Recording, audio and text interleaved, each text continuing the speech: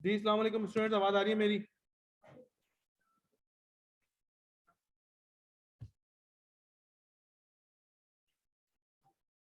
शहीद क्लास 12:30 की नहीं 12 की ही होती है, लेकिन चूंकि मेरी फॉरेन क्लास एंड हुई है दूसरी जगह से और उसके बाद फॉरेन क्लास होती है तो फिर लैपटॉप का सेटअप करने में 10 से 15 मिनट निकल जाते हैं। ठीक है बेटा।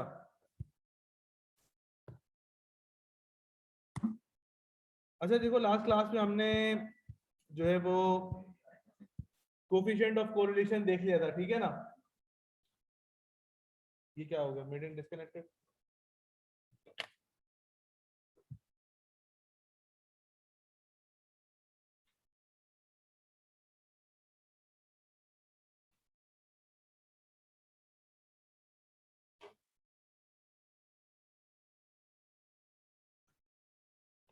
लास्ट क्लास में हमने कोफिशिएंट ऑफ कोरिलेशन देखा था और उसका हमने एक सवाल भी सॉल्व किया था ये, ठीक है। और आज जो हम लोग देखेंगे अपने माइंड में डालो, कोफिशिएंट ऑफ डिटर्मिनेशन।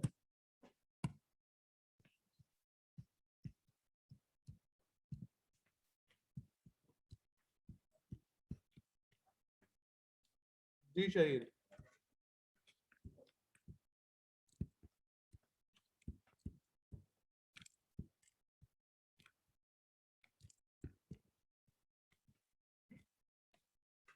तो उसको फिर नीचे वाली कैटेगरी में फॉल करना, मॉडरेट पर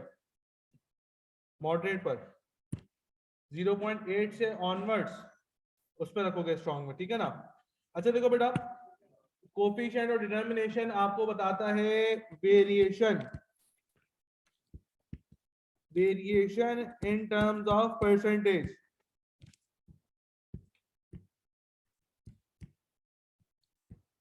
क्या बताता है कोफिशिएंट और डिटर्मिनेशन?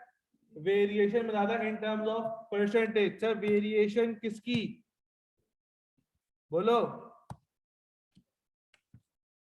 डिपेंडेंट वेरिएबल और इंडिपेंडेंट वेरिएबल के बीच की वेरिएशन अगर बताएगा परसेंटेज में, तो आप क्या कैलकुलेट करेंगे? कोफिशिएंट और डिटर्मिनेशन, मतलब सी और डी का फॉर्मूला अगर मैं आपके सामने लिखता हूं तो ये है कि कोफिशिएंट ऑफ कोरिलेशन का स्क्वायर मल्टीप्लाई बाय 100।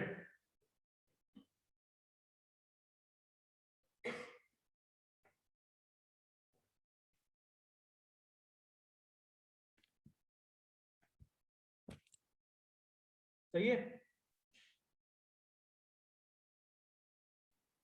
अच्छा सर, फिर अगर इसके सवाल देख लेते हैं हम लोग। सवाल बहुत इजी है, सिंपल सा सवाल होता है इसका कि पहले अगर कोफिशिएंट ऑफ डिटर्मिनेशन हमसे मांग रहा है तो पहले कोरिलेशन निकाल लूंगा, फिर इसका स्क्वायर करके मल्टीप्लाई बाय 100 करूंगा तो कोफिशिएंट ऑफ डिटर्मिनेशन हमारे पास आ जाएगा। सही है? मैं एक सवाल आपकी स्क्रीन के ऊपर शो करता हूँ और फिर हम उसको सॉल्व करते हैं। आज इंशाअल्लाह कोशिश करेंगे कि क्लास में ये चैप्टर कंप्लीट हो जाए। सही है बेटा? अच्छा सर, अब एक बात तो ये आती है कि कोफिशिएंट ऑफ कोरिलेशन आप लोग कैलकुलेटर से कैलकुलेट कर सकते हैं? मैंने सिखाया? नहीं सिखाया मैंने। एक काम करो, कोफिशिएंट ऑफ कोरिलेशन के लिए मैंने बताया था कि x ऑन y और y ऑन x, क्या जरूरी है इसमें आइडेंटिफाई करना? नहीं, क्यों? क्योंकि coefficient of correlation x on y और y ऑन x दोनों की वैल्यू क्या आती है? सेम आती है। इसका मतलब कोई डिस्क्रिमिनेशन नहीं है, x ऑन y रखो या y ऑन x रखो। तो अगर मैंने कोफिशिएंट ऑफ कोरिलेशन निकालना है तो मैं इसको x अज्यूम कर लेता हूं और प्रॉफिट को y अज्यूम करता हूं। जाओ जरा रिग्रेशन मोड में ऑप्शन 2 के अंदर x में x की वैल्यू निकालो, y में y की वैल्यू पुट करो। शाबाश।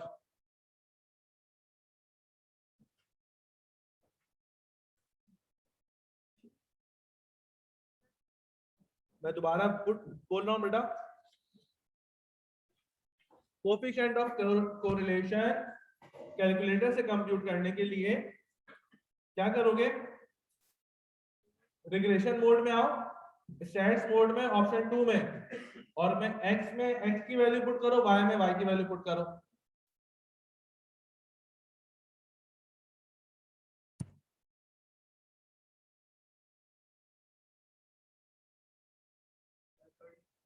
डन हो गया? पुट कर दी ना वैल्यू? अच्छा जब पुट कर दो वैल्यूज तो फिर AC की प्रेस करना।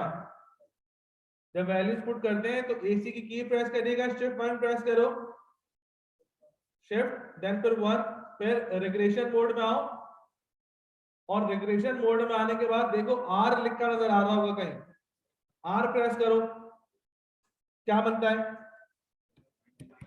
इसका मतलब coefficient of correlation is equal to R। R से रिप्रेजेंट करते हैं कोफिशिएंट ऑफ कोरिलेशन को, और इसकी वैल्यू क्या आ रही है 0. R में जाना है, कितनी आ रही 0.9799। तो मेरा बेटा आपके पास जो कोफिशिएंट ऑफ कोरिलेशन की वैल्यू आएगी वो आएगी 0.9799। तो कोफिशिएंट ऑफ डिटरमिनेशन इसको रिप्रेजेंट करोगे किससे, R स्क्वायर से, और निकालना कैसे है 0.9799 का स्क्वायर मल्टीप्लाई बाय 100। तो मेरा बेटा आपकी वैल्यू परसेंटेज यहां से कितनी बनती है 96.02%, ऐसा।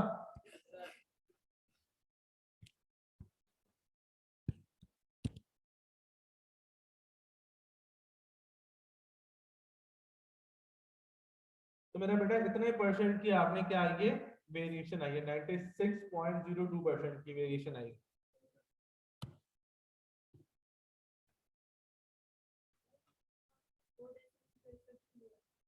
फोर डेसिमल प्लेस तक, क्योंकि वो 99 आ रहा था ना, या तो मैं उसको राउंड ऑफ कर देता 98 कर देता। COC coefficient of correlation, COD coefficient of determination.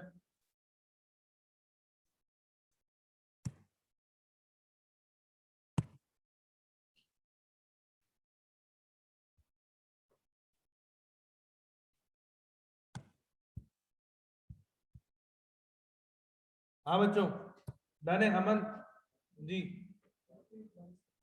हाँ क्या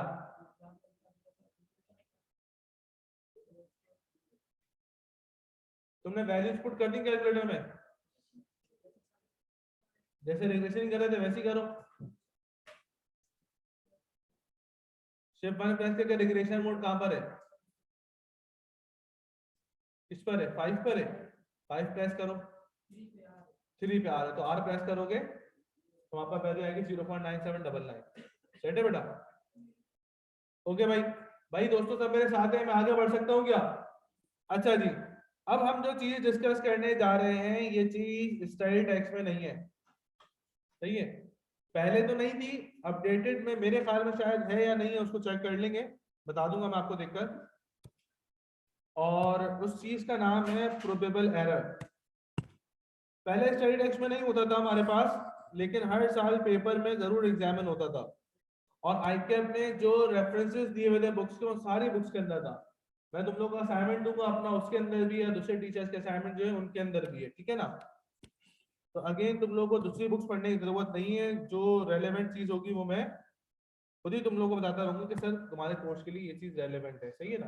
अच्छा हैंड आउट में चलो मैं भी क्लास के बाद फौरन रखवा दूंगा नीचे, ठीक है ना, मतलब तुम्हारी क्लासेस ऑफ होंगी, एडमिन से पिक कर लेना अपना हैंड आउट, सही है, एडमिन से या नीचे बुक शॉप से, पहले एडमिन से पता करना, वरना फिर बुक शॉप पे रखवा दूंगा वहां से ले लेना, सही है बेटा, आज करवा दूंगा जब मैं क्लास एंड करूँ, जब मुझे दोबारा रिमाइंड कराना, सही है।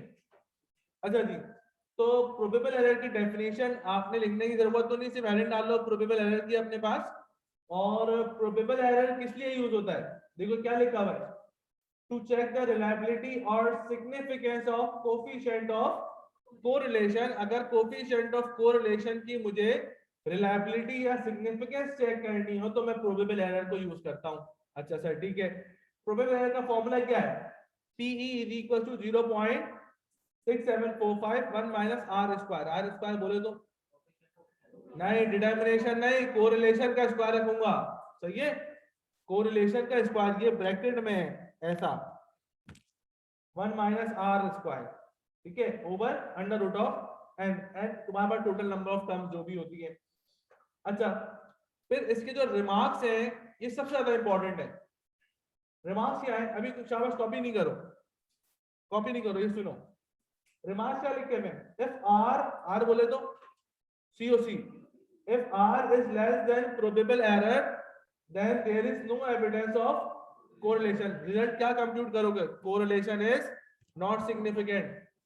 सही है? अगर r तुम्हारी वैल्यू लेस देन होती है प्रोबेबल एरर से, मतलब r की वैल्यू आ रही है 0.45 और प्रोबेबल एरर की वैल्यू है 0.86, so that means coefficient of correlation is not significant. Simple not significant टिकाओगे आंसर खत्म हो जाएगा.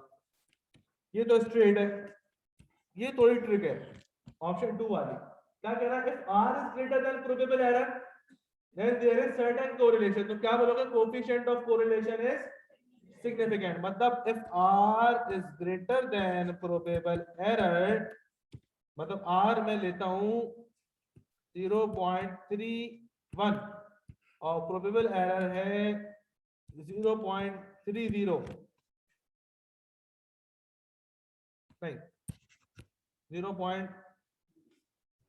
इसको 91 करो, 0.91 और उसको लेते हैं 0.331. सही है? तो हमने क्या लिखा बेटा कि r जो है वो ग्रेटर देन है प्रोबेबल एरर से, तो क्या लिखूंगा मैं? कोरिलेशन क्या है? सिग्निफिकेंट है कोरिलेशन. लेकिन सिग्निफिकेंट लिख के मैं जान अपनी नहीं छुड़ाऊंगा. जब देखूंगा कि r ग्रेटर देन है प्रोबेबल एरर से तो थर्ड प्रॉपर्टी क्या करूंगा? वेरीफाई करूंगा.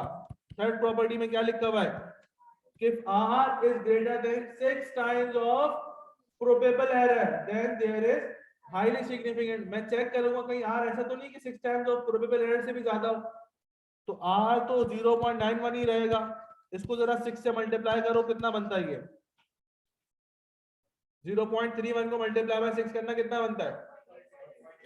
1.86. यही काम करते हैं, इसको थोड़ा सा और रिड्यूस करते हैं. इसको रिड्यूस करो 15, इसको 15 तक रिड्यूस करो. 0.15 मल्टीप्लाई बाय 6 करो 0.9, एग्जैक्ट 9 बनता है. तो अब तुम लोग देख सकते हो कि सवाल क्या है? हाईली सिग्निफिकेंट लिख के आना है मैंने. देख रहे हो बेटा? क्योंकि r की value still 6 times of probable error से भी बड़ी है. तो अगर मैं यही सिग्निफिकेंट लिख के चिपका देता तो मेरा आंसर गलत हो जाता, क्योंकि आंसर था हाईली सिग्निफिकेंट और मैंने सिग्निफिकेंट लिख के जान छोड़ाई. तो हमेशा याद रखो, जब भी सेकंड प्रॉपर्टी तुम्हारे पास आ रही हो कि r की वैल्यू ग्रेटर देन हो प्रोबेबल एरर से, तो थर्ड प्रॉपर्टी हमने लाजमी वेरीफाई करनी है. मैं सिग्निफिकेंट लिख के जान छुड़ा के आगे नहीं बढ़ूंगा, हो सकता है मेरा आंसर गलत हो जाए. ये बात समझ में आती है? और अगर r लेस देन और प्रोबेबल एरर से तो वो तो सिंपली नॉट सिग्निफिकेंट लिख के काम खत्म है अपना. जी, प्रोबेबल एरर की वैल्यू को 6 टाइम्स ऑफ प्रोबेबल एरर, मतलब 6 मल्टीप्लाई बाय प्रोबेबल एरर. ठीक है बच्चे? अब एक काम करो, ऊपर से फॉर्मूला कॉपी करो, ये वाला प्रोबेबल एरर का, ये जो मैंने एग्जांपल आप लोगों को करवाई है सब कॉपी कर लो. तो मार्क्स कॉपी करने की जरूरत नहीं है, वो तुम्हारे पास हैंडआउट में लिखे हुए हैं ऑलरेडी.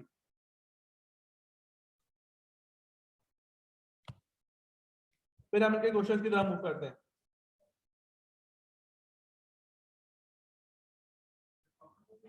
फॉर्मूला कॉपी कर लो सिर्फ, और ये जो मैंने एग्जांपल करवाई है ना, ये अपने पास कॉपी कर लो.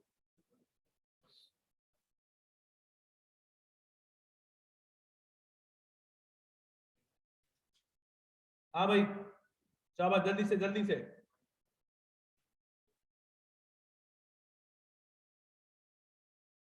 असाइनमेंट के लिए तैयार हो जाओ.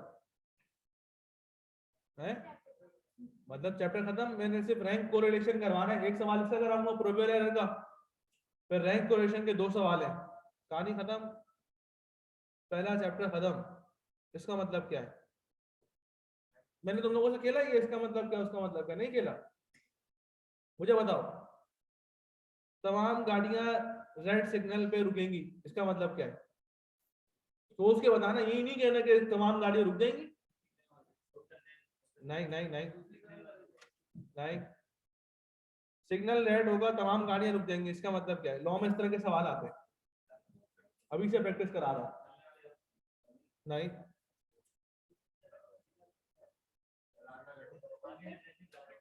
नहीं नहीं नहीं नहीं नहीं नहीं. हाँ हाँ, ये उमैर अली बिल्कुल सही जवाब कह रहा है. कह रहा है कुछ गाड़ियां नहीं भी रुकेंगी। कौन कौन सी? एम्बुलेंस नहीं रुकेगी, फायर ब्रिगेड नहीं रुकेगी, अगर पुलिस वाली मोबाइलें किसी का पीछा कर रही है तो वो भी नहीं रुकेगी। ठीक है, तो इसका मतलब हमने ये सीखा कि हर लॉ की कुछ ना कुछ क्या होती है, एक्सेप्शन होती है जो उसके ऊपर अप्लाई नहीं होती। हाँ बेटा, तो लोग की एक्सेप्शन नहीं है ना, वो तो लोगों के लिए रूल बन गया। ये तो लोगों के लिए रूल है कि सिग्नल रेड होगा तो लोग क्रॉस होंगे, तो रूल है। अच्छा, ऐसा कोई रूल है कि सिग्नल रुकेगा, सिग्नल रेड होगा और लोग क्रॉस नहीं करेंगे, तो वो उसके लिए एक्सेप्शन हो जाएगा, लेकिन ऐसा कुछ है ही नहीं। एक्सेप्शन है नहीं है, हाँ, तो लेकिन ये रूल की एक्सेप्शन है कि सिग्नल रेड होगा गाड़ियां रुकेंगी और कुछ नहीं भी रुकेंगी, तो जो कुछ नहीं भी रुकेंगे वो उस एक्सेप्शन में फॉल करती है।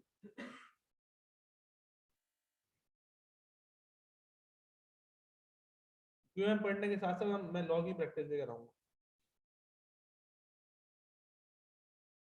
आगे बढ़े? नहीं,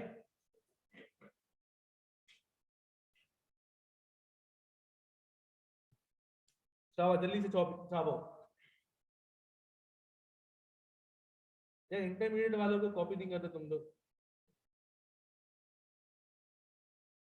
हैं? इंटरमीडिएट वालों को कॉपी नहीं कर सकते, इसका मतलब क्या है? एक नहीं, एक ये थोड़ी है इसका मतलब एक साल कोई दिक्कत ही नहीं। वो नहीं होता मैट्रिक में या 9 में आप पेपर दो, सामने वाले से पूछो कि भाई तूने ये क्या लिखा है, वो क्या बोलता है? तुझे जो समझ आ रहा है तू लिख दे। हैं? मतलब कॉपी छापने की प्रैक्टिस होती है, जल्दी जल्दी छापो भाई।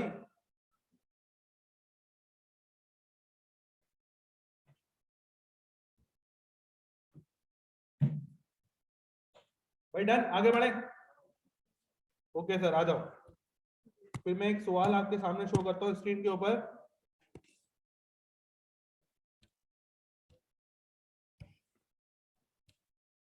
चले भाई, शाबाश, जल्दी से, कुछ भी नहीं बताऊंगा, सब आपने सॉल्व करना है, तीनों पार्ट।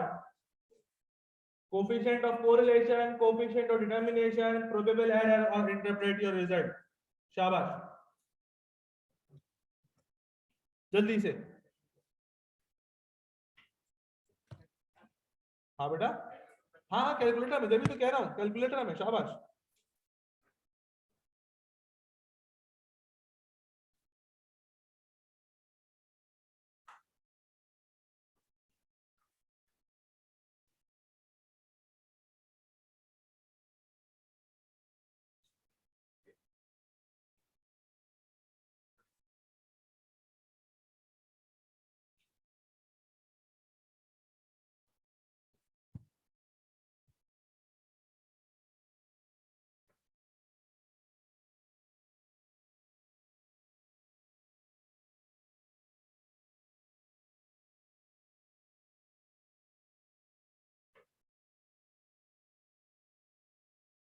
जी बच्चों,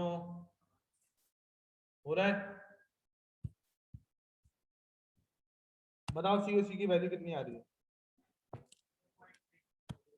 0 है। ओके, 0.603। और ये कितनी आ रही है? 36.3। हाँ,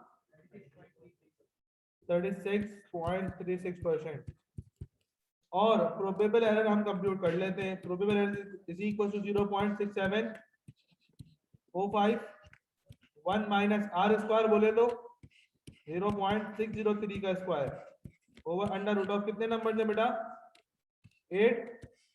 तो प्रोबेबल एरर की वैल्यू कितनी बनती है भाई?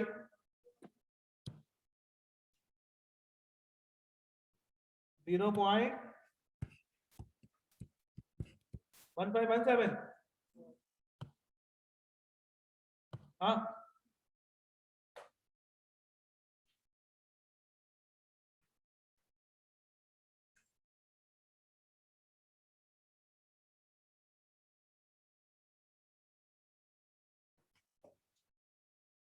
यही आ रही है 0.1517।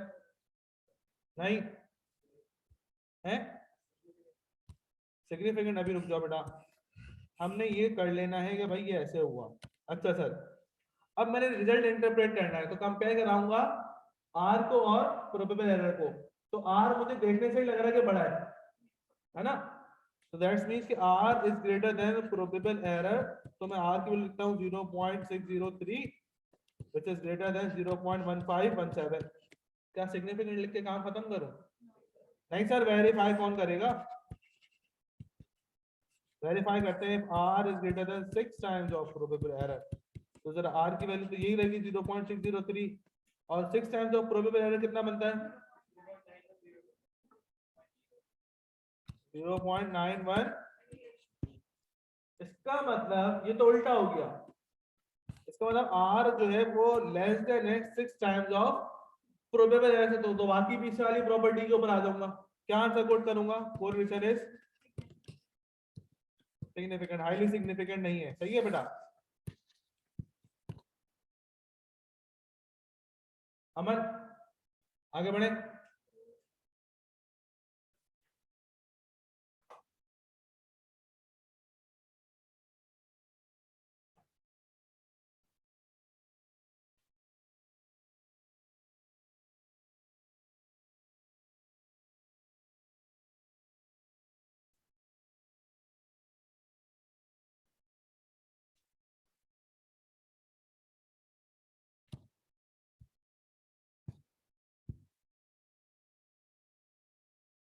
अपने पास हेडिंग डालें, जो कर लें रैंक कोरिलेशन।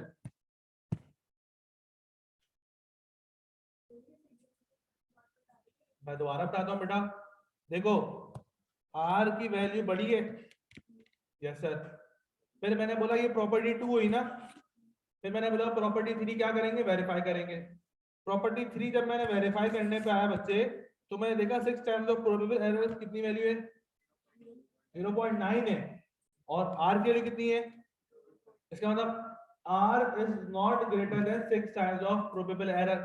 तो मतलब हाईली सिग्निफिकेंट वाली प्रॉपर्टी क्या हो गई? क्रॉस आउट हो गई। वापस किस पे आ जाऊंगा? सिग्निफिकेंट वाली प्रॉपर्टी के ऊपर।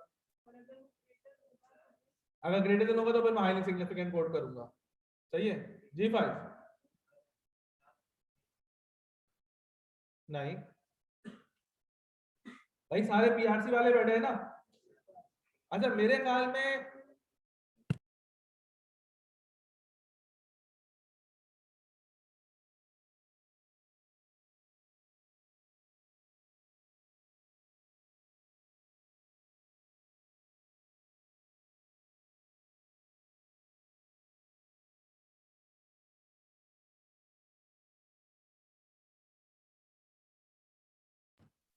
जी भाई दोस्तों आगे बढ़े। नहीं ओके सर। अपने पास क्या हेडिंग डाली?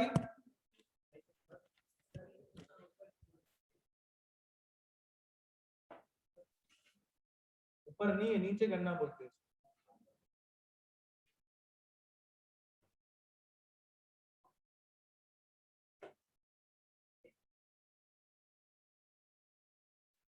हाँ तुमसे ही पूछ रहा हूँ।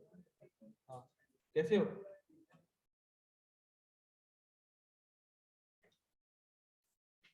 हाँ भाई आगे बढ़े। अब बढ़ जाओ बेटा आगे, कुछ कह रहे हो? आर इज ग्रेटर देन लिखा है मैंने तो। फॉर्मूला कौन सा? हाँ 6 मल्टीप्लाई प्रोबेबिलिटी लिखा है। वेरीफाई करने के लिए थर्ड प्रॉपर्टी। सही है ओके सर। फिर हमने क्या डाली?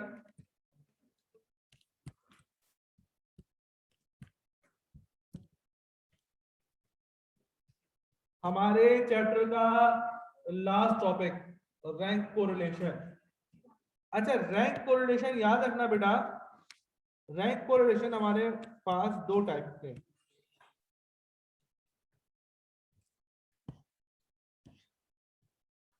एक जिसको हम लोग बोलते हैं अनटाई रैंक, और एक जिसको हम लोग बोलते हैं टाई रैंक। अच्छा सर, अनटाई रैंक का मतलब क्या है? जब रैंक टाई हो जाए, किसी के रैंक सेम आ जाए, तो रैंक कोरिलेशन को हम लोग रिप्रेजेंट करेंगे आर और छोटे एस से। तो फॉर्मूला मेरे पास क्या हो जाएगा कि R S is equal to 1 minus 6 into submission of D square over N cube minus N. अच्छा, वन जो है वो फ्रैक्शन के साथ नहीं है। बहुत से बच्चे वन को न्यूमरेटर में लिख देते हैं। नहीं भाई, फ्रैक्शन अलग है, वन अलग है। वन माइनस और फिर फ्रैक्शन आ रहा है। सही है भाई। बहुत से बच्चे इस फ्रैक्शन को बड़ा कर देते हैं और वन को न्यूमरेटर में लिख देते हैं, जबकि वन न्यूमरेटर में नहीं है, अलग है। हाँ, 6 into submission of D square. ये तुम्हें 9 लग रही है।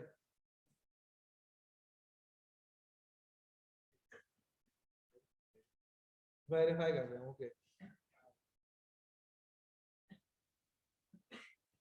अच्छा सर, फिर क्या होगा कि जब टाई रैंक हो जाएगा तो मैं इस फॉर्मूले को करूंगा अपने पास मॉडिफाई। इस फॉर्मूले को मैं अपने पास करूंगा मॉडिफाई। अच्छा, मॉडिफाई करने के इसमें फॉर्मूला क्या बन जाएगा कि R S is equal to 1 minus 6 bracket open submission of D square plus सी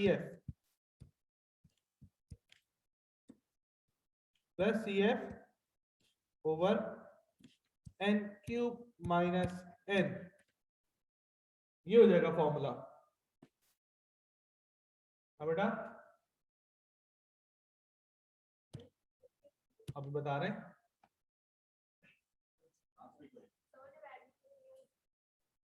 नहीं नहीं नहीं, हाँ, जितना सी एफ से आता सब बोल दो। कुछ ना कुछ तो स्टैट्स पढ़ के आया ना इंटर में, ये नहीं पढ़ के आया। ये है करेक्शन फैक्टर। सही है। हाँ, अच्छा जी। तो सर आपने क्या लिखना है, करेक्शन फैक्टर, और करेक्शन फैक्टर का फॉर्मूला मैं आपके सामने लिखता हूँ। Correction factor is equals to m into M square minus 1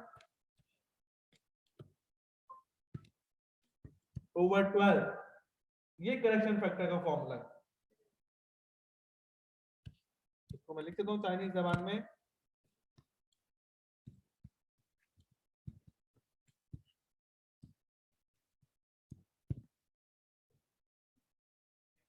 है, अभी बता रहे हैं, आहिस्ता आहिस्ता बताएंगे बेटा, सारी चीजें कॉपी करें।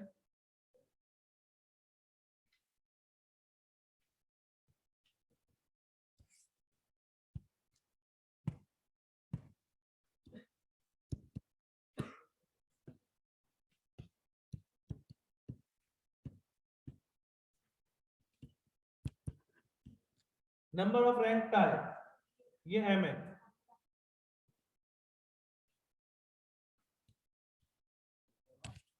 ऑफ, हाँ, rank tie, number of rank tie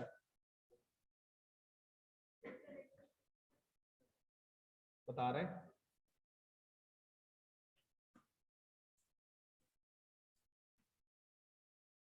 हाँ भाई, हो गया? नहीं, अब सर डी कैसे निकलता है?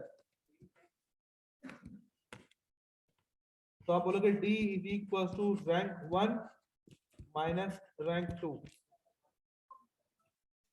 डी कैसे निकालोगे? Rank 1 minus rank 2। रैंक 1 आप करोगे x की वैल्यूज का, और रैंक 2 आप करेंगे y की वैल्यूज का।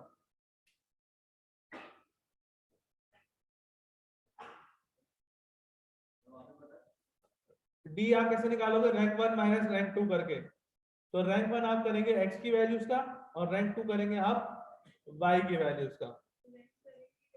अभी बता रहे हैं।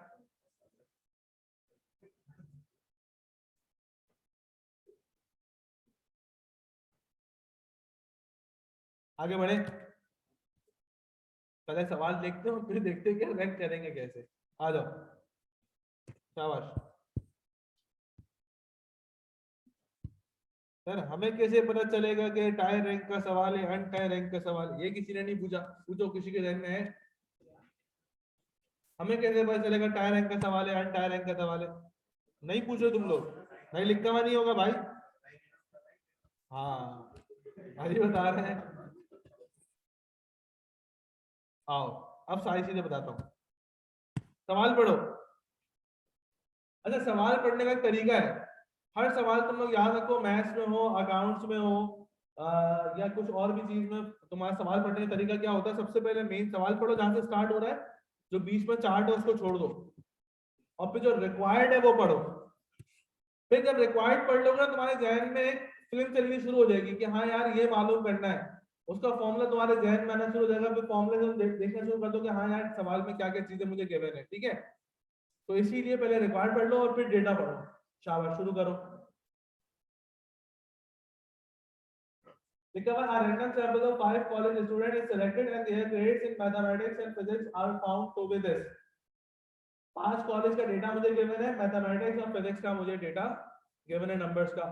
क्या चेक करो किसी बच्चे के नंबर सेम आ रहे हैं मैथमेटिक्स में? किसी के सेम नहीं है। क्या फिजिक्स में किसी बच्चे के नंबर सेम है? नहीं, किसी के भी सेम नहीं है। फिर कैलकुलेट क्या कह रहा है? Calculate spaceman rank correlation. भाई बात समझ में आई? इसका मतलब स्पेसमैन रैंक कोरिलेशन इसका दूसरा नाम है, रैंक कोरिलेशन का आरएस का। सही है बच्चों? अच्छा सर, अब मैंने ये डिसीजन लेना है कि ये टाई रैंक का है या अन टाई रैंक का है। देखो डेटा में किसी के नंबर सेम है, किसी के नंबर सेम नहीं, ना एक्स में ना वाई में, तो दैट्स मींस कि सर ये अन टाई रैंक का सवाल है। अगर टाई रैंक का होता तो हो सकता है ये इसकी जगह वो दे देता 85, तो आप बोलते कि हाँ यार ये टाई रैंक हो गया क्योंकि दो बच्चों के 85 नंबर आ गए। अब किसी के नंबर सेम ही नहीं है, तो ये अन टाई रैंक का सवाल है। अब इसको सॉल्व कैसे करना है, आओ स्क्रीन पे देखो बेटा। सबसे पहले मैंने x की वैल्यूज को कर लेना लिस्ट डाउन। लिस्ट डाउन कराओ जरा मुझे वैल्यूज। 85, 60, 73, 40 एंड 90। फिर हमने करनी है रैंक 1, रैंकिंग करनी है।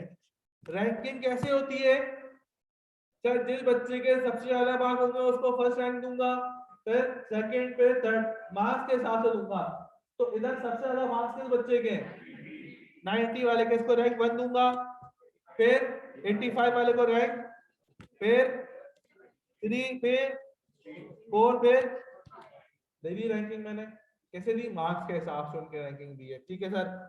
फिर y की वैल्यू लिस्ट डाउन कराओ। 93, 75, 65, 50 एंड 80। अब मुझे बताओ जब मैं इनकी रैंक 2 करने जाऊंगा तो रैंकिंग कैसे करूंगा बेटा?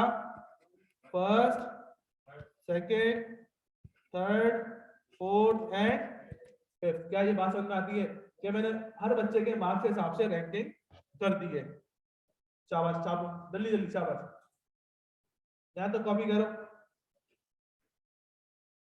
बाकी गुस्से करो क्या मैं करवाऊं? बाकी सर निकालना है क्या? सर डी निकालना है। डी कैसे निकालेंगे? R1 माइनस R2 करके, तो डी आएगा आपके पास 1।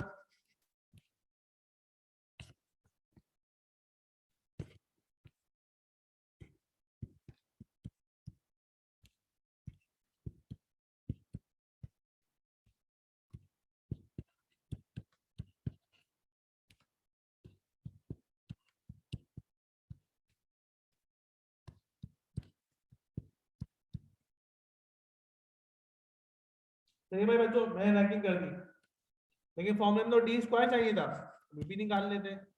1 1 1 0 एंड 1।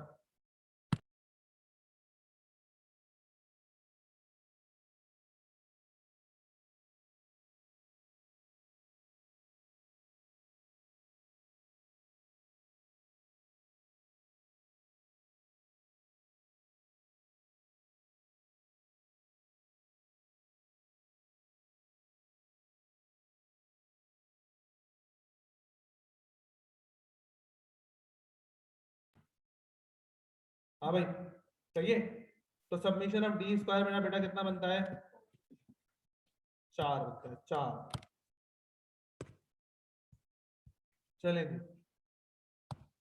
तो आओ अब रैंक कोरिलेशन निकालते हैं। क्या कि RS is equal to 1 minus 6 into submission of D square over n cube minus n।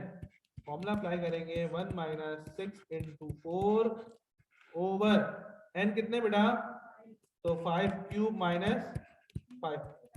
आप बताइए रैंक कोरिलेशन कितना आ रहा है, 0.8। बस काम खत्म।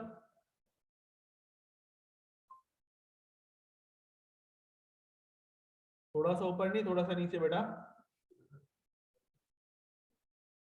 वो तो नहीं है जो अगले को पिछला बोलते हो, पिछले को अगला बोलते हो, होते ना ऐसे लोग। बताया था मैंने, नहीं बताया?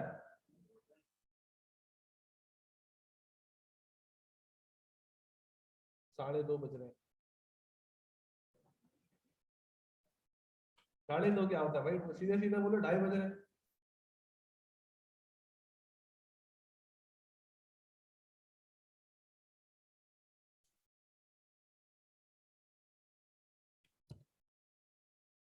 हाँ भाई बच्चों आगे बढ़े। नहीं, ओके।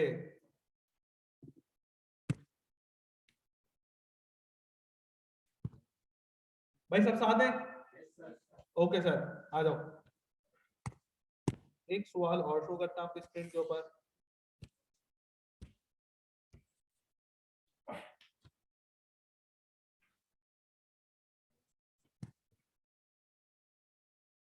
हाँ भाई, तो लिखा हुआ है if a flower beauty contest two जजेस give the following rank to 7 different flowers. Ranks दिए हुए उन्होंने। Find the correlation between two जजेस using the methods of ranks. मतलब रैंक कोरिलेशन मैंने निकालना है अपने पास, तो रैंकिंग करूं नहीं करूं? सर दीजिए रैंकिंग मुझे ऑलरेडी। क्या निकालना है, डी निकालना है, डी स्क्वायर निकालना है और फॉर्मूला पुट करना है। क्या किसी की रैंकिंग में कुछ सेम आ रहा है? इसका मतलब ये रैंकिंग भी अनटायर रैंक की है, क्योंकि अनटायर रैंक की रैंकिंग भी क्या होगी, डिफरेंट ही होगी। सही है, शाबाश। फिर डी निकालो कैलकुलेटर से, अभी बताता हूँ, पहले ये करो ऐसे, शाबाश।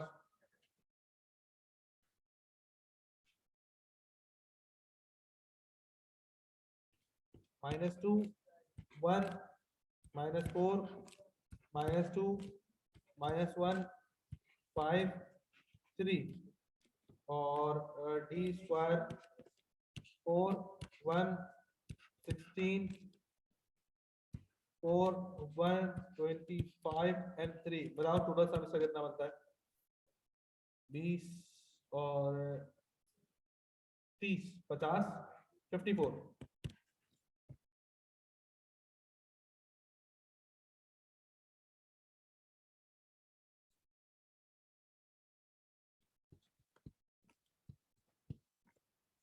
Are S is equal to 1 minus 6 into 54 over 7 cube minus कितना होगा, 60 कैसे होगा? ओहो okay okay okay, 60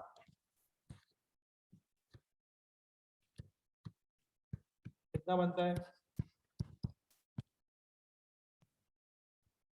0 point minus 0.071।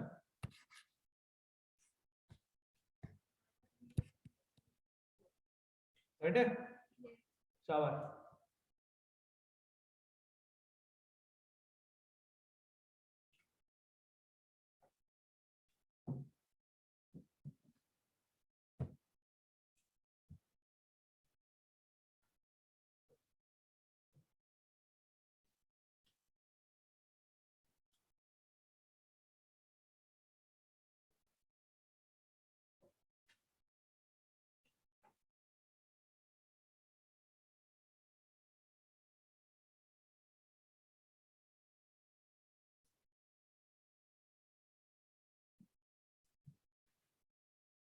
कुछ कह रही हो?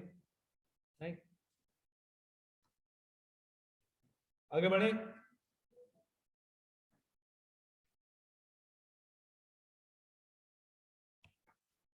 आप मेरे साथ हैं? नहीं,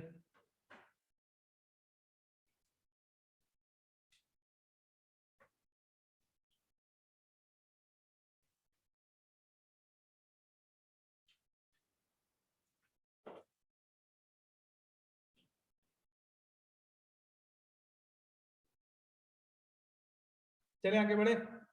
अब से बात ये आती है कि इसकी कैलकुलेटर की ट्रिक क्या है, क्योंकि कैलकुलेटर में जब मैं स्टैट दबाकर रिग्रेशन मोड में आता हूँ तो वहां तो तीन चीजें मेरे लिए रेलेवेंट है, ए बी और आर, हमने तीनों देख ली है। ए था हमारे पास क्या, रिग्रेशन कांस्टेंट, बी क्या था, रिग्रेशन कोफिशिएंट, आर क्या था, कोफिशिएंट ऑफ कोरिलेशन। ये तो रैंक कोरिलेशन मांग रहा है हमसे, तो अब क्या करूं, फिर कैलकुलेटर की ट्रिक क्या अपनाऊं, रिग्रेशन मोड के अलावा और कोई मोड में ऑप्शन ही नहीं है मेरे पास, अगर है भी तो वो इररिलेवेंट है, हमारे लिए रेलेवेंट नहीं है।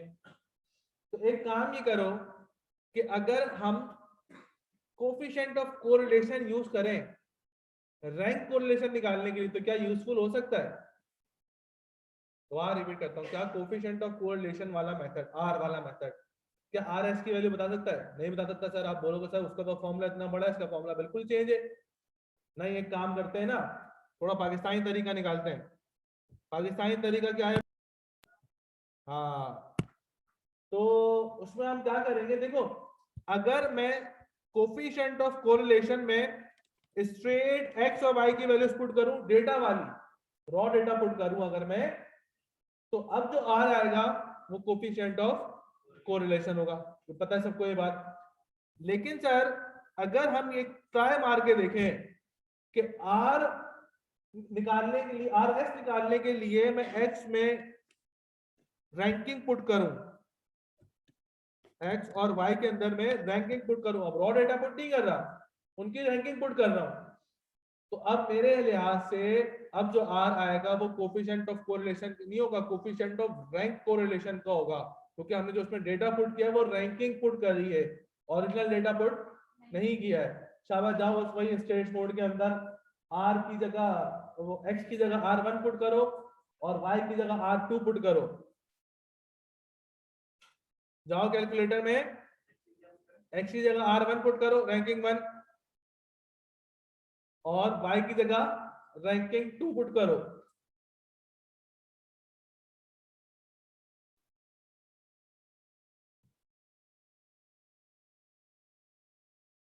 डन।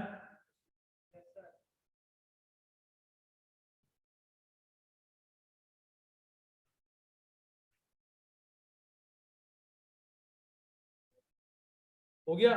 अब r निकाल के चेक करो, क्या r की वैल्यू सेम आ रही है। दैट्स मींस कि सर अगर मैं ओरिजिनल डेटा x और y में पुट करके r निकालता हूं तो वो होगा कोफिशिएंट ऑफ कोरिलेशन, जिसको हम लोग बोलते हैं Karl Pearson of coefficient of correlation, ठीक है ना। लेकिन अगर मैं उस x और y में रैंकिंग पुट करता हूं, r1 r2 की वैल्यू पुट करता हूं, तो अब जो r आएगा वो होगा स्पेसमैन रैंक कोरिलेशन, ठीक है। इसीलिए उसने कोई सेपरेट मेथड दिया हुआ नहीं है। अच्छा, ये मेथड हमने बनाया, कैलकुलेटर को नहीं पता, कैलकुलेटर डेटा के हिसाब से सॉल्व कर रहा है, सही है। रैंकिंग पुट करके डेटा डालना पड़ेगा, ठीक है। क्या मैं आगे बढ़ सकता हूं, नहीं। अच्छा सर, अब सर बात ये आती है, हमने देखने हैं टाई रैंक वाले फॉर्मूलाज, सही है। तो सुकून से देखोगे, टाई रैंक के अंदर हमने फॉर्मूला क्या देखा बेटा, इधर बेटा इधर देखो, शाबाश। फॉर्मूला हमने क्या देखा, 1 - 6 इंटू,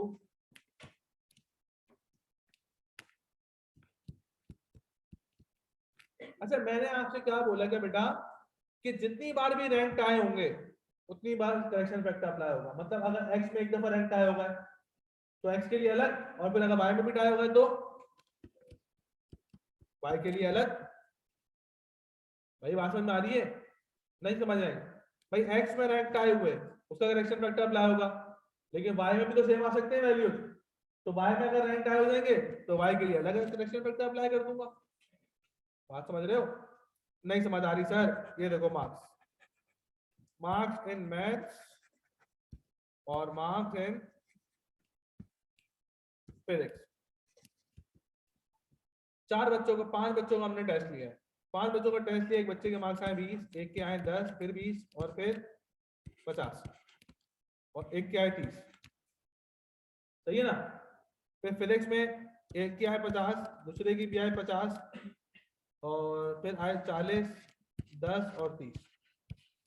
तो मुझे बताओ क्या रैंक आए हुए हैं, इसके मार्क्स सेम आए, तो एक करेक्शन फैक्टर अप्लाई होगा इसके लिए x की वैल्यूज के लिए, और एक करेक्शन फैक्टर अप्लाई होगा y की वैल्यूज के लिए। क्या बात समझ में आ रही है? मतलब जितनी बार भी रैंक आए होंगे उतनी दफा करेक्शन फैक्टर अप्लाई करूंगा। सर वॉट इफ के इधर 30 आ जाए तो फिर इधर करेक्शन फैक्टर एक और अप्लाई करूंगा, 3 करेक्शन फैक्टर अप्लाई करूंगा, एक इसके लिए 20-20 के लिए, एक 30-30 के लिए, और एक 50-50 के लिए। सही है? अच्छा व्हाट इफ के ये 3 बच्चों के 50 मार्क्स आ रहे हो, तब भी एक ही करेक्शन फैक्टर अप्लाई होगा। सही है बेटा? इस 2 के लिए m कितना हो जाएगा, नंबर ऑफ रैंक टाई, कितने रैंक टाई हो रहे हैं 2, इधर m कितना होगा 2, इधर m कितना होगा, वेरी गुड, m यहाँ पे कितना हो जाएगा 3, नंबर ऑफ रैंक टाई। शाबाश, इसको कॉपी करो, शाबाश जल्दी से।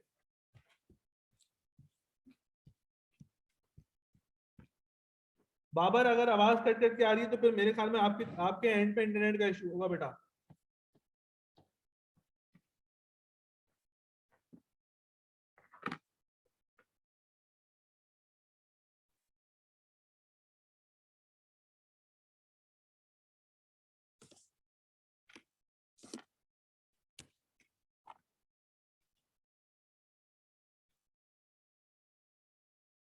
हाँ भाई सेट है।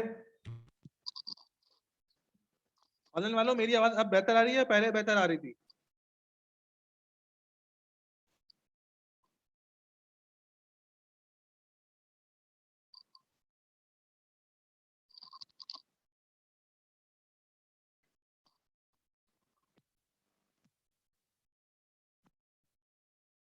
पहले बेहतर थी, मतलब अब बेहतर है।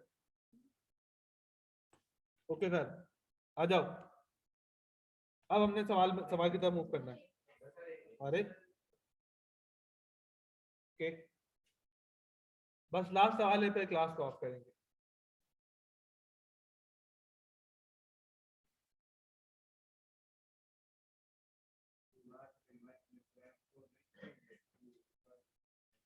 क्या बेटा? क्यों 3 रैंक आए हुए ना? नहीं ना, अलग अलग अप्लाई करूंगा, 20-20 के लिए अलग अलग अप्लाई करूंगा, 30-30 के लिए अलग अलग अप्लाई करूंगा। हाँ एक साथ 4 थोड़ी करूंगा, एक साथ 4 नंबर होंगे तो करूंगा। ठीक है भाई, डन, आगे बढ़े। नहीं,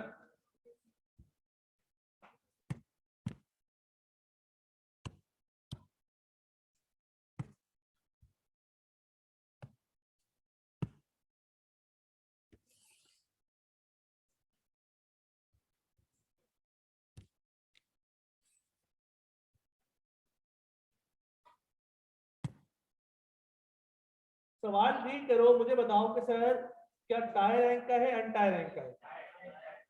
सर टाई रैंक का इसलिए कह रहे हो कि आपको 2 25-25 नजर आ रहे होंगे, आ रहे हैं? मुझे तो नजर आ रहे हैं 2 25-25। सर हमें उसके नीचे 60-60 भी नजर आ रहे हैं, 3 60-60। इसका मतलब ये टाई रैंक का हो गया। अच्छा घोड़ा कोई नहीं मंगाएगा, इधर देखो, जो मैं काम करूं मेरे साथ साथ रहो। पहले मैं एक्स की वैल्यूज को लिस्ट डाउन करता हूं, प्लीज सब मेरे साथ एक चीज बतानी है। क्या है 10,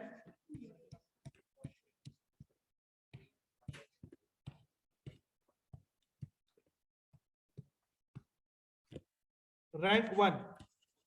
इंपॉर्टेंट चीजें इधर देखो, रैंकिंग देना शुरू करूंगा, कहां से देना शुरू करूं? 1 2 3 4, अब 6 किसको दूं और 7 किसको दूं? दोनों को 6-6 दे दूं, ऐसा हो ही नहीं सकता। 6 और 4, हमेशा याद रखो, हमेशा याद रखो, जब भी रैंक टाई हो, जब भी रैंक टाई हो तो उनकी रैंकिंग हम लोग करते हैं, रैंकिंग हम लोग करेंगे एवरेज लेके। मतलब अब यूटिलाइज होने वाले रैंक कौन से थे? है 35, 6 और 7 था ना? मतलब अब 6 और 7 रैंकिंग आनी थी दो बंदों की। अब मैं इन डिफरेंस था कि सर 6 किसको दूं 7 किसको दूं, तो मैं क्या करूंगा, मैं 6 और 7 रैंक का एवरेज ले लूंगा और दोनों को एवरेज रैंक दूंगा। चाहिए मतलब 6 रैंक प्लस 7 रैंक ओवर 2, क्योंकि दो क्वांटिटी है इसलिए 2 से डिवाइड किया। अब क्या आया, इसका मतलब इसको भी 6.5 दूंगा, इसको भी 6.5 दूंगा। बात समझ में आई? मैंने क्या किया, मैंने रैंकिंग करी है उनके रैंक का एवरेज लेकर। अच्छा अब जो 10 है उसको क्या रैंक दूंगा, 8 दूंगा, क्योंकि सर 6 यूटिलाइज हो गया, 7 भी यूटिलाइज हो गया, अब 8 दूंगा इसको रैंकिंग में। कितने बच्चों की बात समझ आती है और कितनों की नहीं आती? सेम दिया है, लेकिन ये रूल है बेटा कि एवरेज लेके करूंगा, 6 और 7 नहीं दूंगा, ना दोनों को 7 दूंगा ना दोनों को 6 दूंगा, एवरेज रैंकिंग दूंगा। सबको सेम दे देते हैं, हाँ, लेकिन हम अपने मेथड के लिए एवरेज रैंकिंग करेंगे। सही है भाई?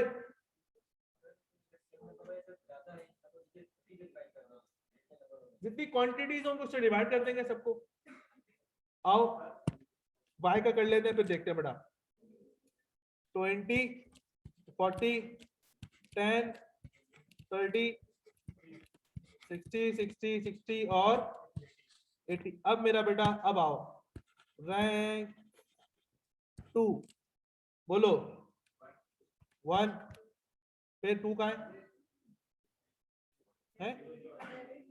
अब सर 2 आना था यहाँ, 3 यहाँ आना था, 4 यहाँ आना था, 3 बच्चों के सेम आ गए, तो मैं यहाँ पे भी एवरेज ले लेता हूँ।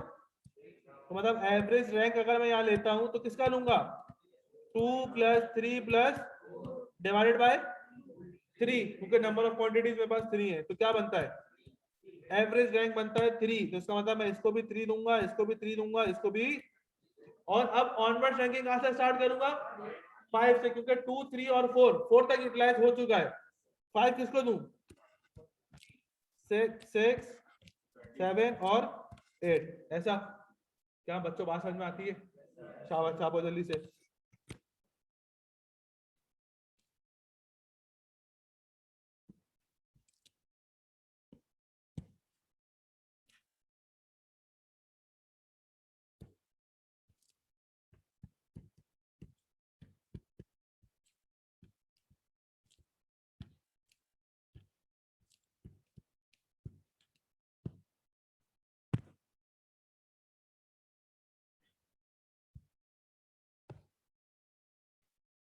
हाँ भाई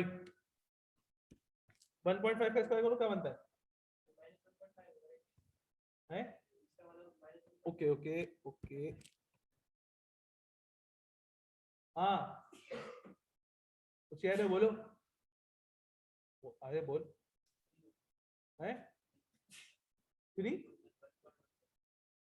1.1 का स्क्वायर करो, क्या बन रहा है?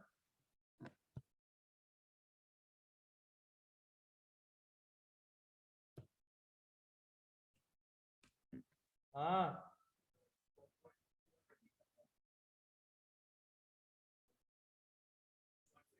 2.25 ऐसा, तो फिर ये भी आएगा 2.25 और फिर 1 फिर 1 0 1 0। सम कितना बनता है बेटा इसका,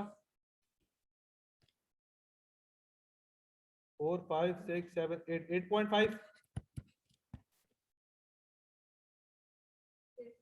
सेट है? Okay sir. अब सर इधर देखो, अब ओके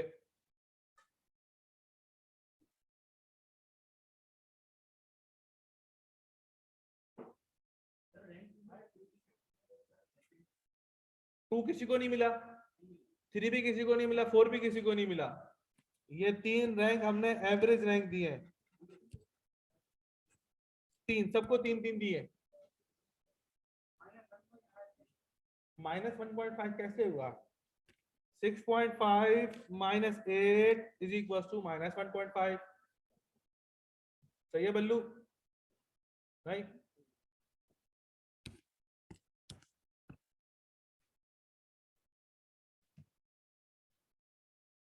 शाबाश, जल्दी कॉपी करो यार।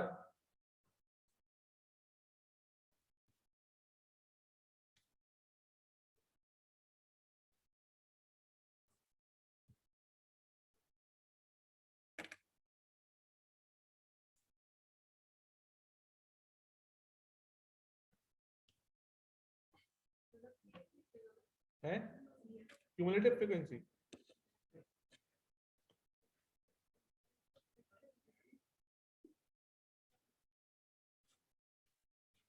तुम्हारा नाम क्या?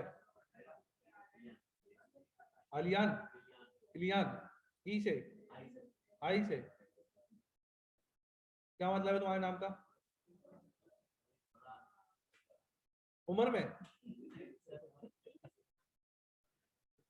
अच्छा,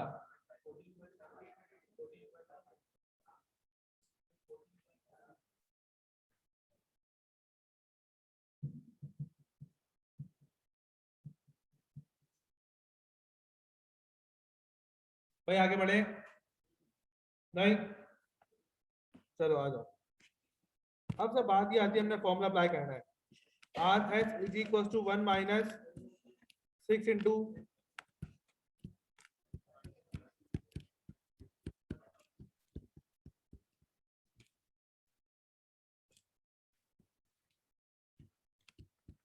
सही है भाई। तो एक काम करते हैं, पहले दोनों करेक्शन फैक्टर को मैं अलग से सॉल्व कर लेता हूँ ताकि एक ही जगह वैल्यू लिख दूंगा, यहाँ फॉर्मूला एक्सपेंड नहीं कर रहा। एक करेक्शन फैक्टर प्लस दूसरा करेक्शन फैक्टर। फॉर्मूला क्या है करेक्शन फैक्टर का? m cube minus m over 12 plus m cube minus m over 12। ये मैं अप्लाई कर रहा हूँ x के लिए, ये अप्लाई कर रहा हूँ मैं।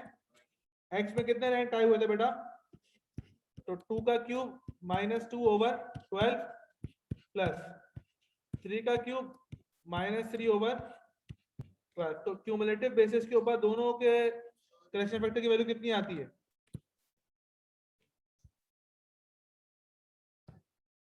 हाँ भाई 0.5, तो मतलब 2.5 हो गई ना, सही है ना? तो मैं फॉर्मूला सॉल्व करूंगा 1 minus 6 into submission of D square कितना था 8.5, 8.5 plus 2.5 bracket close over n कितने थे बेटा?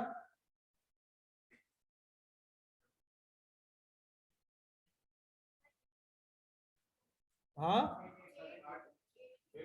8 थे।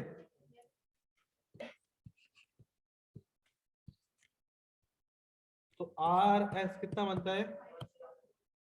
हैं 504 पूरा पूरा पूरा।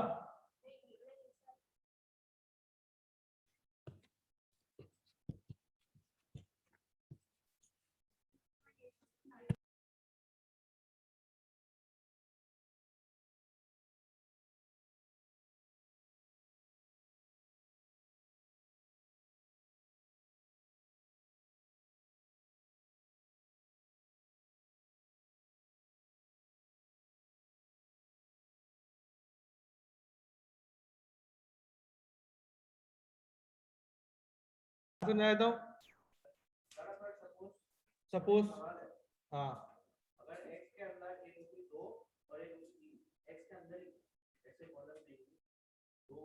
दो वैल्यू टाई होती, 3 वैल्यू टाई होती, सही है। तो मैं 3 करेक्शन फैक्टर अप्लाई करता, 2 एक्स के लिए 1 वाई के लिए, भी तो बताया ऊपर। एम स्क्वायर लिखा है?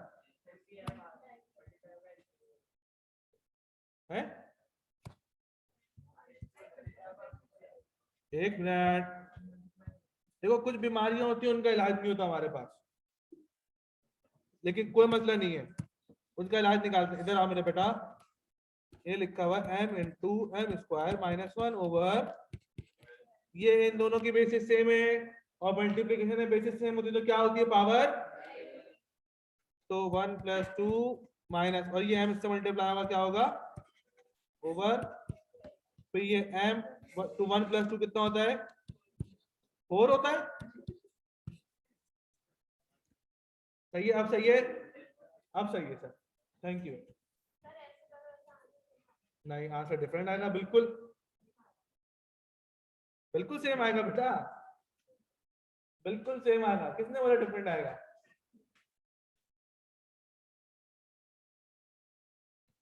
जी भाई दोस्तों, यहाँ तक क्लियर है सबको? कॉपी करें, शाबाश, किसने हाथ रोका आपका? जल्दी से कॉपी करें। फिर मैंने कुछ एक्स्ट्रा फॉर्मूलाज आप लोगों को कवर करवाने हैं। अब तक जो हमने यूज करा वो यूज करे हैं कॉमनली यूज फॉर्मूलाज,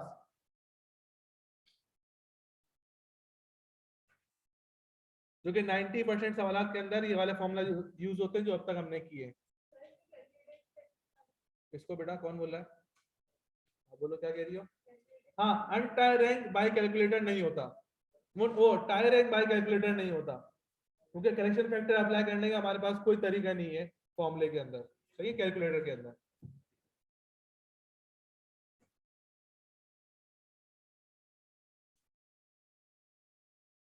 आगे बढ़े? नहीं खुश हो तुम लोग? नहीं सर, कहाँ खुश? हाँ यार, कुछ नहीं होना तो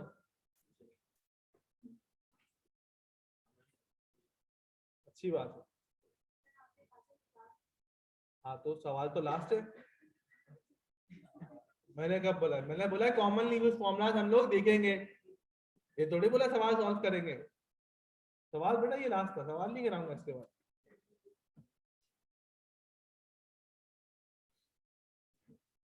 हाँ अलबत्ता एग्जाम्पल्स आ सकती है, क्यों नहीं? फॉर्मूला कैसे समझेंगे? एग्जाम्पल करके समझेंगे ना।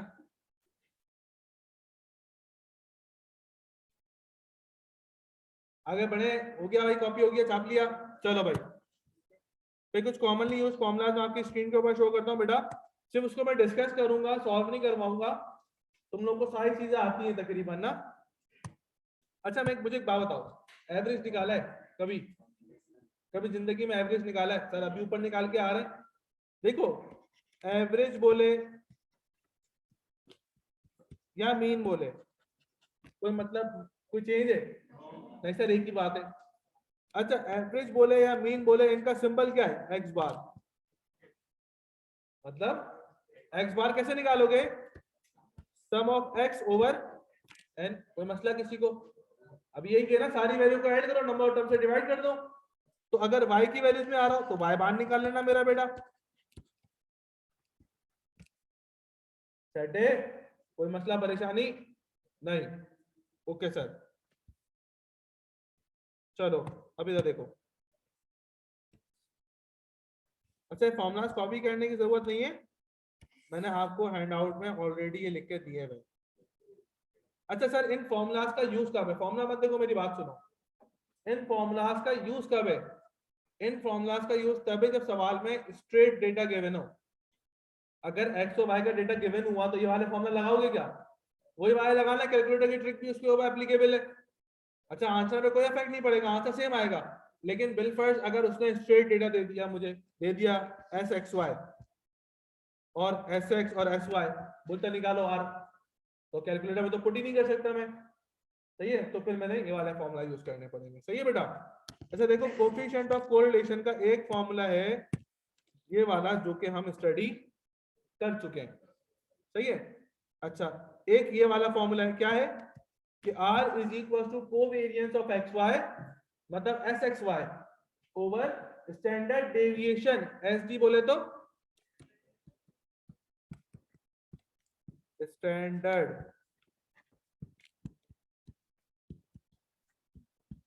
Standard deviation.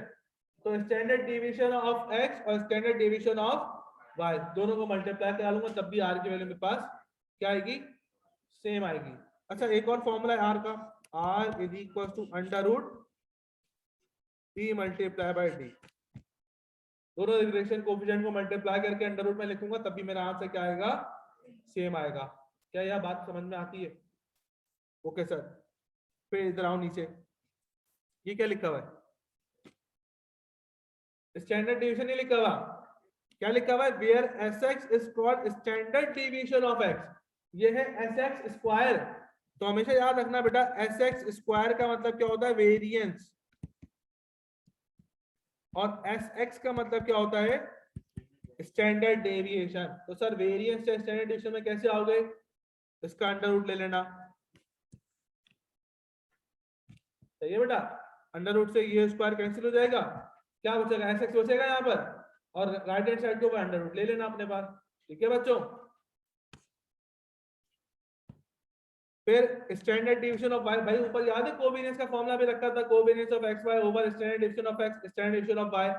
तो स्टैंडर्ड डिवीजन ऑफ एक्स और वाई गिवन होता है तो ठीक है, नहीं गिवन होता तो ये रहे दोनों के फॉर्मूलास। क्या बात समझ में आती है? नहीं आती? क्या नहीं आती बताओ, बोलो। अरे बोलो जिन्होंने गर्दन पे ना पे हिलाई थी। हाँ बट हाँ उनमें क्या समझ नहीं आता? ऊपर वाला फॉर्मूला समझ नहीं आया? इधर देखो, ये लिखा हुआ है एस एक्स स्क्वायर, इसका मतलब क्या है?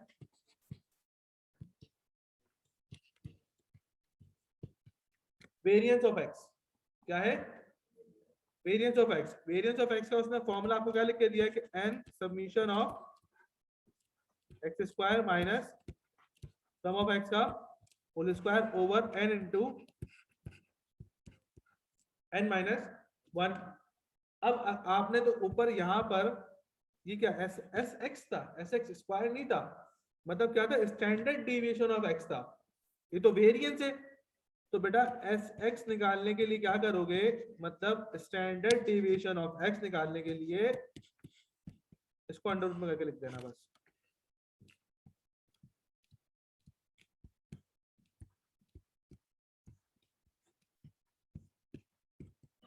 बस सिंपल, ठीक है। इसी तरीके से स्टैंडर्ड डिविएशन ऑफ वाई निकाल लोगे, जैसा ऋषि का रूट लेके लिख लूंगा, क्या लिखोगे?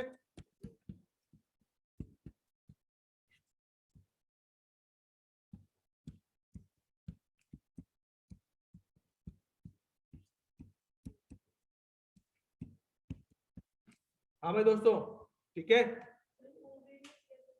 कोवेरियंस सवाल पे तुम्हें निकाला हुआ दिएगा, देगा वो, तो जरूरत नहीं है। फिर regression coefficient y on x मतलब b। b का फॉर्मूला हमने इतना लंबा थोड़ा पढ़ा था, लेकिन अगर ऐसा दे दे कोफिशिएंट ऑफ कोरिलेशन भी दे दे और स्टैंडर्ड डिवीजन ऑफ y भी दे दे, स्टैंडर्ड डिवीजन ऑफ, तो तुम फिर ये फॉर्मूला यूज कर लेना मेरा बेटा। कोई मसला परेशानी है भाई? नहीं। और अगर देख coefficient of correlation y on x मतलब d, x ऑन y मतलब d, तो d के लिए क्या फॉर्मूला है? ये रहा r into S X over S Y. सही है बच्चों, ये याद करने पड़ेंगे यार, ये हमारे नए वाले फॉर्मूला, सही है ना?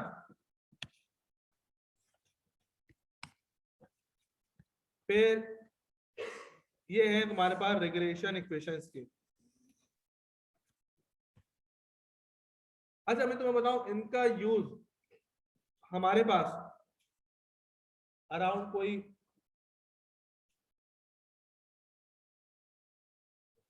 5 से 10% है। जो मैंने अभी फॉर्मूला लिखवाए हैं नए वाले, ये 5 से 10% पूछे जाते हैं। मतलब अगर तुम्हें असाइनमेंट में 100 सवाल होंगे ना, तो 100 में से 5 ऐसे होंगे जो इन फॉर्मूलाज से होंगे, 95 वही फॉर्मूलाज होंगे जो हम पीछे करके आ रहे हैं। तो इसीलिए एंड में कराएं। एक तो इंपॉर्टेंट मैं कह सकता हूँ कि किसी हो सकता है कि 100 बच्चों में से किसी एक बच्चे के बाद आ जाए, ठीक है, तो वो एक बच्चा रो ही नहीं कि भाई हमने ये चीज नहीं पढ़ी, हमने ये चीज देख ली है। सही है। किसी को कोई मसला है तो मुझे बताओ, वरना फिर आगे बढ़ते हैं। हाँ बच्चों, नहीं क्या आगे नहीं बढ़ना?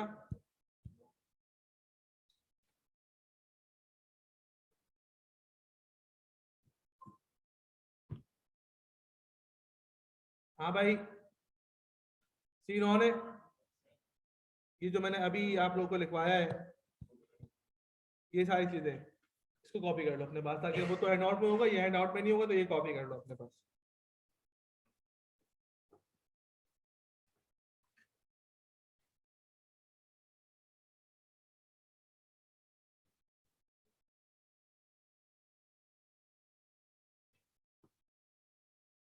अच्छा स्टिल कुछ बातें हैं, टॉपिक तो वैसे कंप्लीट हो गया हमारा अभी, लेकिन कुछ कॉन्सेप्ट्स कुछ बातें ऐसे हैं जो अभी क्लियर नहीं है। क्यों? क्योंकि क्या नहीं किया? असाइनमेंट नहीं किया है अभी हमने। असाइनमेंट करेंगे तो वो चीजें और क्लियर होंगी। अच्छा कुछ चीजें ऐसी जो तुम्हें लगेगा कि यार मैंने नहीं बताई, जानबूझ के नहीं बताई है। क्यों नहीं बताई है? कि असाइनमेंट सॉल्व करोगे उसमें सवाल फंसेंगे, फिर मुझसे पूछोगे सर ये सवाल नहीं हो रहा, फिर बताऊंगा कि हाँ यार ये चीज है इसके ऊपर। सही है भाई, तो परेशान होने की जरूरत नहीं, असाइनमेंट आज शाम तक मैं आप लोगों को सेंड करवा दूंगा। सही है भाई। अच्छा तुम लोगों को कोई ग्रुप बना है व्हाट्सएप का अपने, मतलब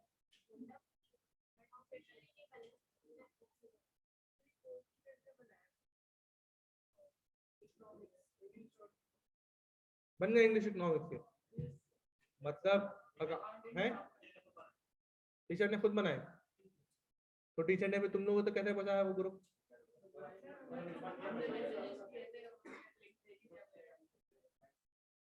अच्छा ऐसा होना है, चलो एक काम करो फिर, एक नया नंबर नोट करो, ऐसा हम भी करते हैं।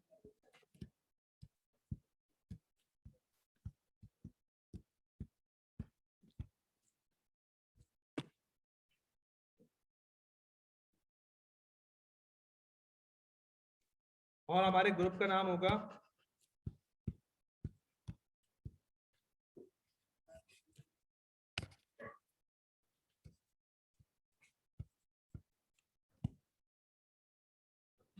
ठीक है,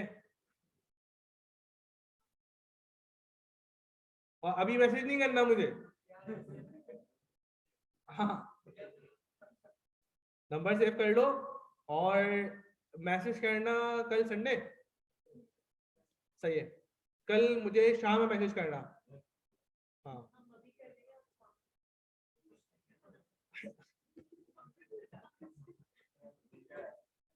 अच्छा एक काम करो, अभी मैसेज कर दो। अच्छा ग्रुप बनाने का एक मकसद है? अच्छा ये कोई हरकत नहीं करे भाई, मैं पहले बता दूं, पुराने ग्रुप में ऐसा पुराने बैचेस में ऐसा हो चुका है, लड़के लड़कियों को मैसेज करते तुम अपना नाम बताओ, नंबर सेव करना है, ग्रुप में ऐड करना है, तो ये हरकत सुनने में नहीं आया भाई। सही है, ये कौन सा तरीका है यार? तो अच्छा ग्रुप बनाने का मकसद क्या है यार? फिर मुझे कोई बात कम्युनिकेट करनी होगी तो मैं उस ग्रुप पे करूंगा, अगर तुम लोगों ने कोई फालतू बात करनी है तो उस ग्रुप पे नहीं करनी है, और अगर किसी बच्चे को असाइनमेंट के अंदर किसी सवाल में आ गया मसला, क्या करेगा वो? ग्रुप पे पूछेगा भाई। सही है, ताकि जब उसको मसला है तो वो क्लास की 60% आवाम को मसला होगा, ताकि सबका दिमाग चले, फिर नहीं चलेगा फिर मैं उसको बता दूंगा कि हाँ यार ऐसा कर लो, जब क्लास में मिल लो, क्लास में बता दूंगा। सही है भाई, ठीक है सर, तो फिर एक काम करते हैं, इसको यहीं तक रखते हैं, अभी आधा घंटा पहले छुट्टी, एंजॉय करो। तुम्हारी क्लास कितने बजे है? हाँ सही, आधा घंटा है ना, तो गेमिंग जून जिंदाबाद फिर तो। चलो अल्लाह हाफिज, इंशाल्लाह नेक्स्ट टॉपिक में नेक्स्ट क्लास में एक नए टॉपिक के साथ मुलाकात करेंगे। अच्छा एक बात और सुन लो, नेक्स्ट टॉपिक जो मैं स्टार्ट करने जा रहा हूँ फाइनेंशियल मैथमेटिक्स का, 2 चैप्टर्स के ऊपर है, और एग्जाम के लिहाज से सबसे ज्यादा इंपॉर्टेंट टॉपिक है फाइनेंशियल मैथमेटिक्स का, और सबसे कॉम्प्लिकेटेड टॉपिक है। मैं तुम लोग को पहले उसकी इंपॉर्टेंस बता दी थी कि वो टॉपिक यहाँ से लेके सीए फाइनेंस तक जा रहा है, और हर लेवल के ऊपर टेस्ट हो रहा है, तो आई के अपने कुछ ना कुछ तो बात रखी होगी उस टॉपिक में जो फाइनेंस तक लेके जा रहा है। तो इसीलिए अगले 2 हफ्तों की क्लासेस बराए मेहरबानी मिस मत करना। हाँ अगर किसी के घुटने में दर्द है तो भाई वो तो जायज बात है, फिर आप ऑफ कर सकते हैं, लेकिन ऑनलाइन ले ले, कैंपस ना आए, वरना आपने क्लास लाजमी लेनी है।